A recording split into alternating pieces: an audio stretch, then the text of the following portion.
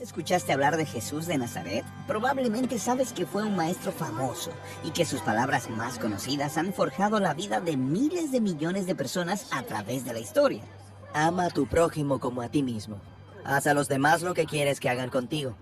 Ahora bien, estos dichos vienen de una colección de enseñanzas de Jesús, a veces llamada el Sermón del Monte.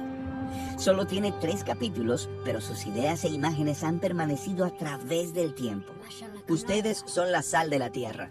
No puedes servir a Dios y al dinero. Saca la viga de tu ojo antes de sacar la paja del otro. Este sermón tiene varias enseñanzas retadoras. Si alguien te golpea en una mejilla, ofrécele también la otra. Ama a tus enemigos y bendice a los que te persiguen. Y también tiene algunas enseñanzas realmente desconcertantes. Si tu mano te es ocasión de pecar, córtatela. Pero el Sermón del Monte no es una colección aleatoria de las enseñanzas de Jesús.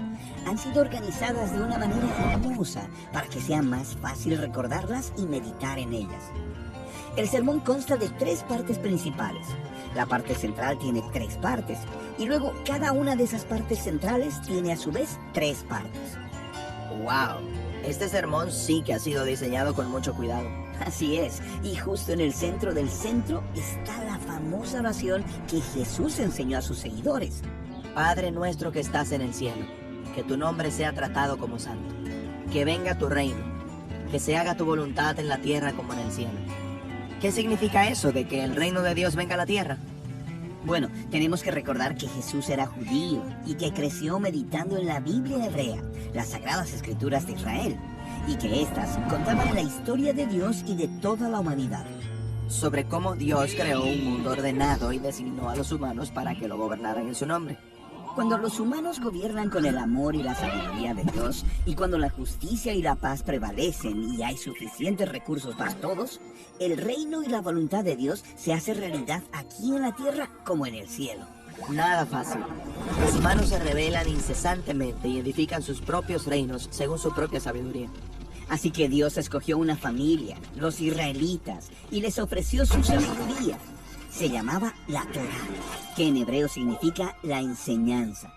Y comenzando con Moisés en el monte Sinaí, Dios estableció un pacto sagrado con ellos.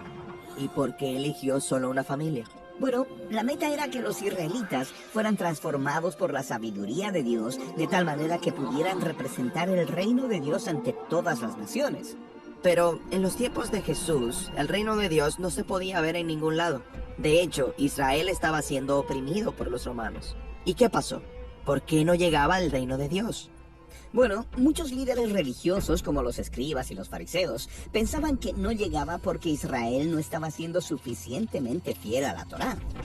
Otros líderes, llamados los saduceos, pensaban que a Israel le convenía cooperar con Roma, así que se convirtieron en personas de influencia y poder en los tiempos de Jesús.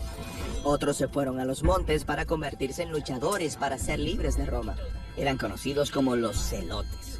Y otros se fueron al desierto a esperar que Dios los usara para iniciar un nuevo Israel. Pero si caminabas entre el pueblo de Israel, como lo hacía Jesús, encontrabas gente normal que se las arreglaba como podía. La mayoría sobrevivía a duras penas. Abundaban los pobres y los enfermos. Muchos habían perdido sus tierras a manos de los ocupantes romanos y estaban luchando para poder pagar costosos impuestos. Estaban indefensos y desesperanzados. Así que Jesús fue a esa gente sanando enfermos y anunciando que el reino de Dios estaba llegando. Las personas venían de todas partes a escuchar sus enseñanzas. Y un día Jesús fue a un monte alto y dijo que la llegada del reino de Dios estaba empezando en ese lugar y en ese momento con ellos. ¿Quieres decir con los indefensos y los débiles y los que no eran gran cosa? El reino de Dios comienza ahí. Sí. Es por eso que la primera frase del Sermón del Monte es «Bienaventurados los pobres en espíritu». En otras palabras, ¿dónde puedes ir y ver la presencia de Dios y la bendición cobrando vida? ¿Entre los ricos? ¿Entre los poderosos?